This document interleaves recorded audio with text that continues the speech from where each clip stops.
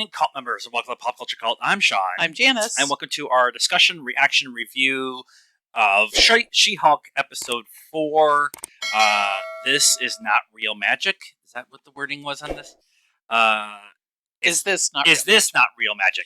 Is this not real magic? Yeah. No, Donnie, it is not. We have, I will say this as we begin. We have been enjoying the hell out of this show. Yes. Yeah. I really have liked the tone, the breaking of the fourth wall, the metedness, but also having the conversation of what it's like to be a woman in society today. And they kind of played into that a little bit this episode, because this episode was about Jen as Jennifer Walters and as She-Hulk trying to date. Right. That was one of the themes of this episode. I think there were several. I think there was thoughts. Good. But I just like that her trying to. Like Nikki pointed it out, like tomorrow is Saturday, right? Are you home? It's Friday night. Are you in your pajamas already? Like, kind of thing. And I just like that she is so focused on being a lawyer that she's forgot how to be a person. And then sometimes that reminding herself that she's a person and needs to have some romantic attachment to somebody. She's trying to date, and it doesn't go well most of the episode. No. Well, yeah. First of all, you're swiping, right? So that's never going to end well. Right. And then, I mean, are we going to go through the episode piece by piece, or whatever? Because anybody who's watched the show knows, or watched our reactions, we just go wherever we want to. I mean, as soon as oncologist pediatrician boy showed up, I'm like, this is going to end badly. He's too good to be true. Right. He's, and then and they went in a little bit different direction.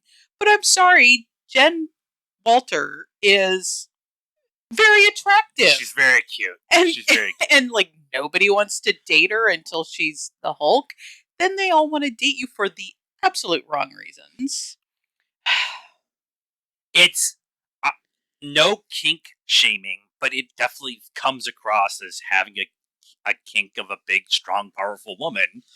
Well, and that was you've got the first guy who's asking her how much she can bench press, and then trying to outdo her, and then the guy who's like doing a thesis on her. Why is he asking all these questions about if her skin is impenetrable? Do you have super speed? Do you have yeah. What are you doing? And then and then she gets the pediatrician guy, and he's all like, "Oh, women power, and don't talk about me, let's talk about you." And then when they wake up in the morning after everything, and she's Jen and makes him breakfast, and he ghosts her pretty dips. Much. and it's like, dude, you can have both. Like, you could have the She-Hulk side, and you could have Jen too, and it's just I'm not gonna say I get it, but I understand like what they're trying to show there is that she really isn't a confident person as Jennifer Walters. She's not really that overly she's confident in the courtroom. Yeah. But when she's out at the bar and she's hanging out with Nikki and like all that kind of stuff, she's kind of passive and not really kind of. I think she's just more focused on being a lawyer, like you said, and that's been.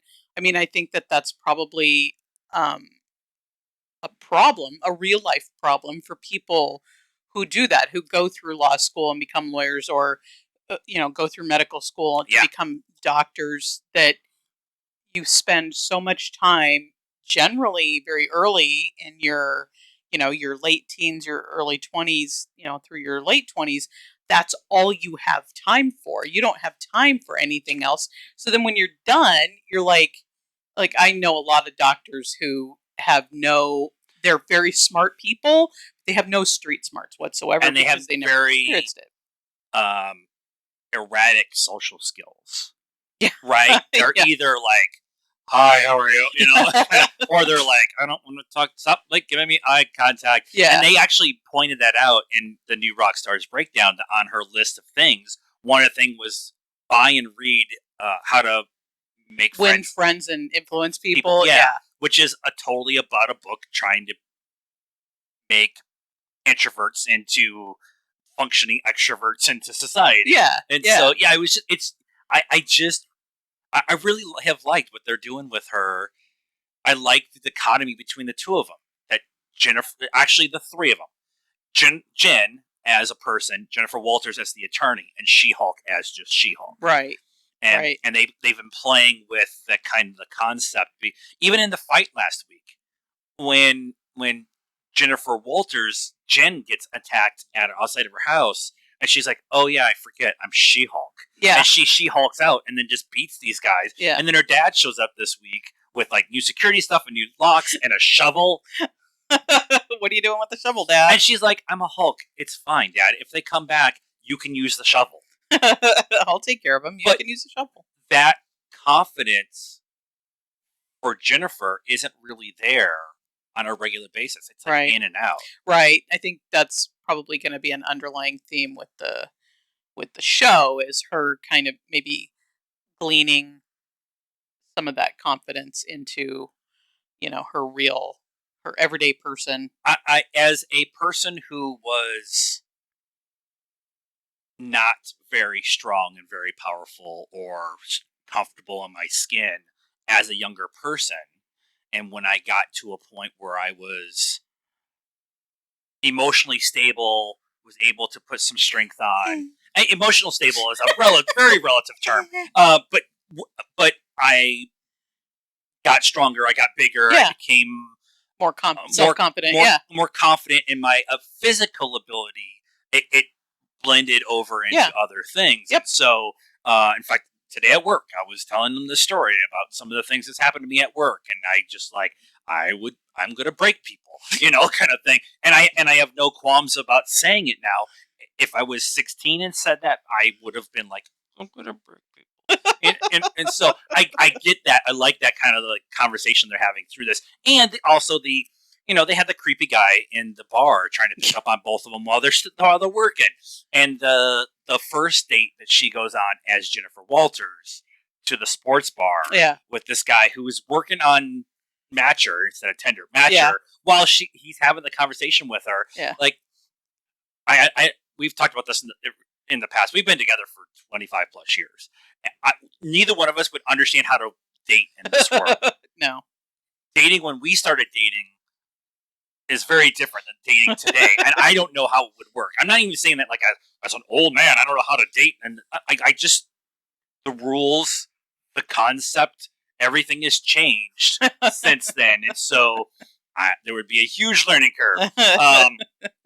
So I just like that they're kind of playing with that idea and all of that. We also got, the beginning of the episode was Donnie Blaze. Mm-hmm. Not Johnny Blaze, because Marvel is just now in the trolling business with us. He's a magician, and it comes out that he has a sling ring, and he's a quasi okay magician who kind of looks like and acts like Chris Angel. Yeah. And I like Chris Angel's magic. I don't like his show. I like his magic because his magic's, I think, very good at misdirection and stuff like that. Yes. But I don't like the douchey kind of shtick thing. Yeah. But it's funny when it's pointed out by somebody else. Yeah. But when you're using the name of Donnie Blaze and not Johnny Blaze, when we all want freaking Ghost Rider in the MCU, and then they made a point of sending, we'll talk about Madison in a minute, but sending Madison to some demon realm. Yeah. Like you're just teasing Mephisto, openly teasing Mephisto, not even like kind of doing something and it ends up being something else. But like, I'm really disappointed that Eric wasn't on New Rockstars. I'm disappointed that Eric wasn't doing the breakdown, because he's been on the Mephisto kick since the beginning of WandaVision. Yeah, and so This was blatantly Mephisto. Yeah. Without saying Mephisto. Yeah, and I 95% am sure that it was just Marvel trolling us, right? Because like Jennifer in the beginning says, I get it. Wong's here now, and that should give us Twitter armor. Yes. And these shows were made before, they aren't week to week. Yeah, they're not making them week to week. These were made, and they knew that there was going to be, Twitter trolls, and so they've been playing into it the whole time. So that's amazing. I love that. I love that they are using YouTube and Twitter and Instagram and something that's kind of resembling TikTok, like openly. The interaction with Titania on actual Twitter, and the She-Hulk account are going back and forth. It's not Jennifer Walters' account; it's actually She-Hulk the show. Yeah, but Titania is actually going in and doing stuff. Yeah. So it's very meta. It's very open world, and I'm digging all of that. Yeah. I'm digging that they're playing with us speculating.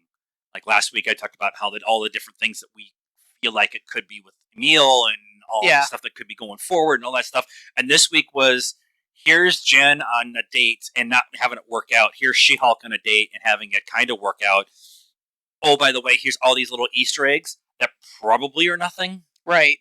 But D23 and Marvel's panel is in about a day and a half. Right. So I kept thinking, like, after we got done watching it, I was like, was this a throwaway episode? I don't feel... I mean, I had the same thought. There's not enough of them for it to have been... It has to mean something. So I started thinking about it. And I think, my personal opinion, is that they were basically just on the down low sliding in, oh, by the way, if magic gets into the wrong hands, bad things can happen. Yep. And they did. Yep. But they handily took care of it. But now you've got that seed in your mind, and so down the road, maybe not even in She-Hulk, maybe in something else, right, we're gonna see where somebody else got a hold of something that they shouldn't have, and this has happened. And if we play with the MCU timeline, we're essentially in Shang-Chi. Right, because they showed the fight with Emil and Wong, right, in Kamar-Taj. That's not Kamar-Taj. But the timeline, we are not to Multiverse of Madness. We are after No Way Home. So Wong talked about in the third episode about using the spell for people to forget, and we don't play with that idea. They don't play with that idea because it's too messy or whatever. Right. And they spent a lot of time talking about, in this episode specifically, about magic, the magic that we know that the Sorcerer Supreme and Strange and all of them have. It could mess up other dimensions, other timelines, other things like that. So it's the butterfly effect, only gigantic. And us as the viewers know about No Way Home. Right. And we know about what happens in Multiverse of Madness. We know about that. Right. In universe, the only thing that we really know is when Mads Mikkelsen's character, Mordo, not Mordo, Khaleesi. No, Mordo is the other guy. Yeah. Khaleesi. I can't remember his name. Please be nice in the comments.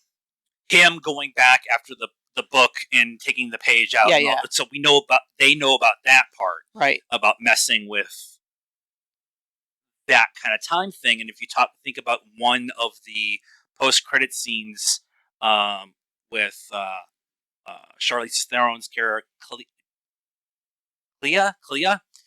opening a portal to what looks like not Mordos. This is all off the top of my head. So, I'm here to bargain. Mm-hmm.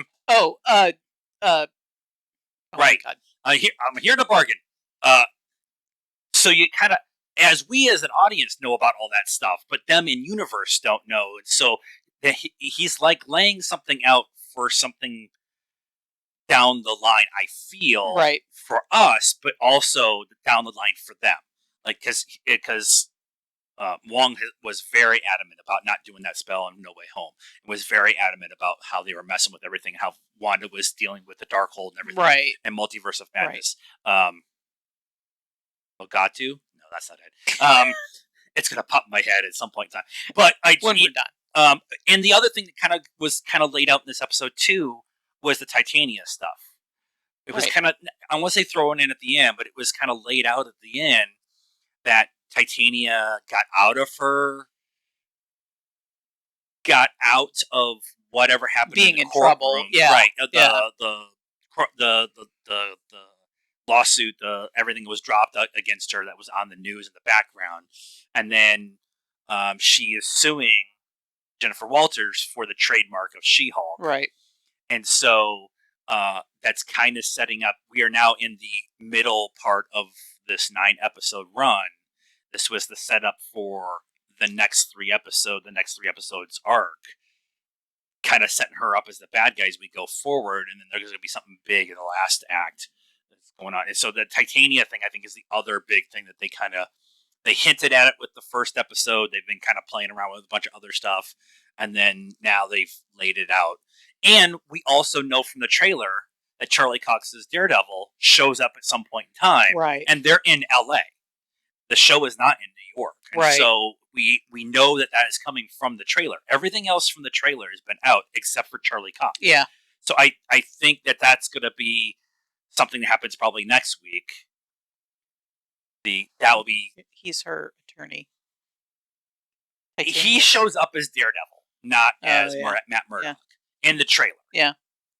But him showing up could be an indication of where they want to go with something bigger down the line. Right. And so definitely.